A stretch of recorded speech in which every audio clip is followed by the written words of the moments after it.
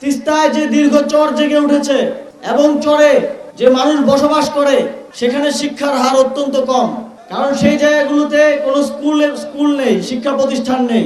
স্থানীয় সরকার পল্লী উন্নয়ন ও সমবায় মন্ত্রণালয় তিস্তার চরে জনসংখ্যা অনুপাতে শিক্ষা প্রতিষ্ঠান নির্মাণের ব্যবস্থা করবে।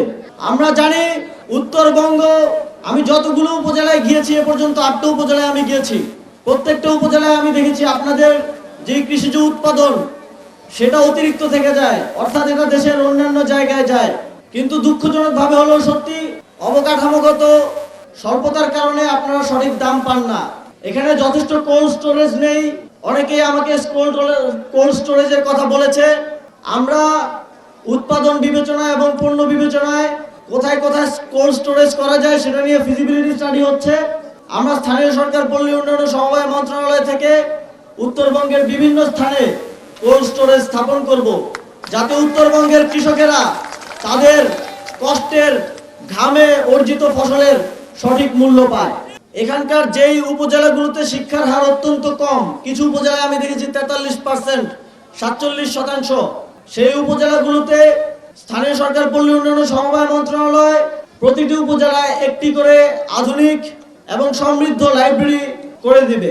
পীরগাছা থেকে চিলমারি আপনাদের দীর্ঘদিনের দাবি একটি সংযোগ ব্রিজ করার, তখনই আমরা সিদ্ধান্ত নিয়েছি যে সেই ব্রিজটি আমরা করব।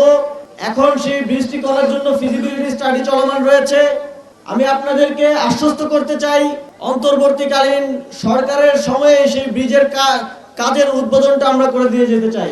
1400 মিটারের একটি চেইনলেস ব্রিজ সেখানে স্থাপিত হলে আপনাদের উত্তরবঙ্গের যোগাযোগ ব্যবস্থার যথেষ্ট উন্নতি হবে বলে আমি বিশ্বাস করি। এছাড়াও বিগত সময়ে উত্তরবঙ্গের মানুষ অবকাঠামোগত উন্নয়নের দিক থেকে বঞ্চিত ছিল।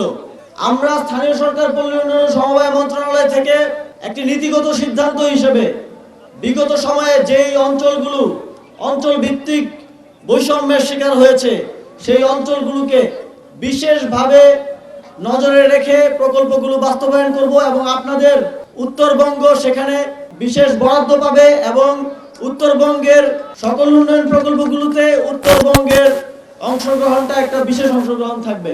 এখানে কৃষিজ শিল্পের বিকাশের অপার সম্ভাবনা রয়েছে। অন্তর্বর্তীকালীন সরকার উত্তরবঙ্গে কৃষিজ শিল্পের বিকাশের জন্য উদ্যোগ গ্রহণ করছে, তা ইতিমধ্যে আপনারা দেখেছেন। চিনি কলগুলোকে চালু করার সিদ্ধান্ত গৃহীত হয়েছে এবং অতি সত্বরই আপনারা সেগুলোর কার্যক্রম দেখতে পাবেন। এছাড়াও আরও যেই কৃষি সেক্টরে শিল্পের বিকাশ করা সম্ভব, অন্তর্বর্তীকালীন সরকার সেই উদ্যোগ গ্রহণ করবে।